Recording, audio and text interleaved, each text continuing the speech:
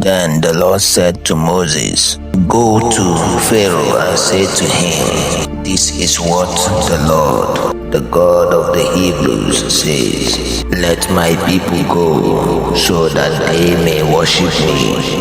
If you refuse to let them go and continue to hold them back, the hand of the Lord will bring a terrible plague on your livestock in the field, on your horses and donkeys and camels, and on your cattle and sheep and goats. But the Lord will make a distinction between the livestock of Israel and that of Egypt, so that no animal belonging to the Israelites will die.' The Lord set a time and said, 'Tomorrow the Lord will do this in the land.' And the next day the Lord did it. All the livestock of the Egyptian died, but not one animal belonging to the Israelites died. Pharaoh sent men to investigate and found that not even one of the animals of the Israelites had died. Yet his heart was unyielding and he would not let the people go.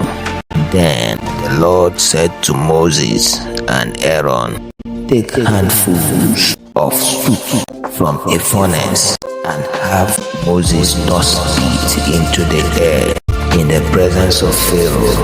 It will become fine dust over the whole land of Egypt, and festering boils will break out on men and animals throughout the land." So they took soot from a furnace and stood before Pharaoh. Moses tossed it into the air, and festering boils broke out on men and animals.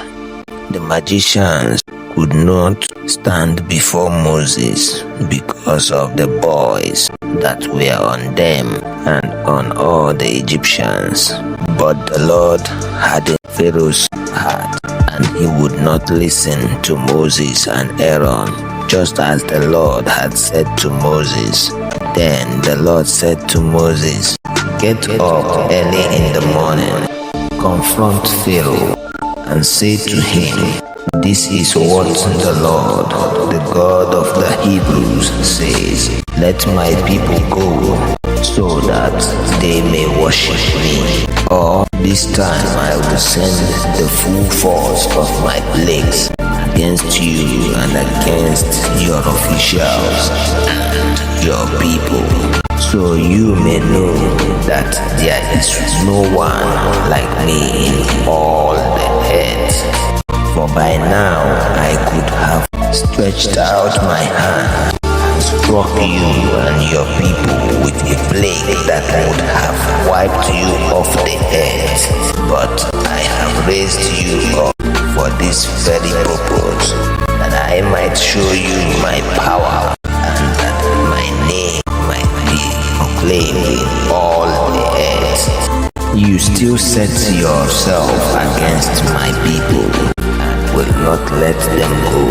Therefore at this time tomorrow I will send the worst hailstones that has ever fallen on Egypt from the day it was founded till now. Give an order now to bring your livestock and everything you have in the field to a place of shelter, because the hail will fall on every man and animal that has not been brought in and is still out in the field, and they will die." Those officials of Pharaoh who feared the word of the Lord hurried to bring their slaves and their livestock inside. But those who ignored the word of the Lord left their slaves and livestock in the field. Then the Lord said to Moses, "Stretch out your hand towards the sky, so that hail will fall all over Egypt, on men and animals, and on everything growing in the fields of Egypt." When Moses stretched out his staff, towards the sky. The Lord sent thunder and hail, and lightning flashed down to the ground.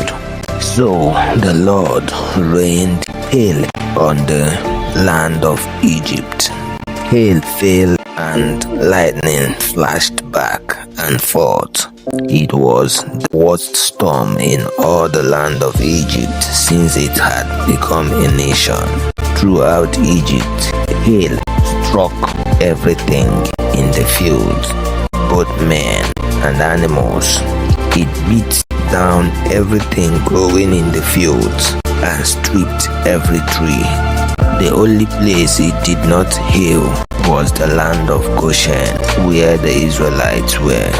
Then Pharaoh summoned Moses and Aaron. This time I have sinned, he said to them. The Lord is in the right, and I and my people are in the wrong. Pray to the Lord, for we have had enough thunder and hail. I will let you go. You don't have to stay any longer. Moses replied, when I have gone out of the city, I will spread out my hands in prayer to the Lord. The thunder will stop, and there will be no more hail. So you may know that the earth is the Lord's. But I know that you and your officials still do not fear the Lord God. The flax and barley were destroyed, since the barley had headed and the flax was in bloom.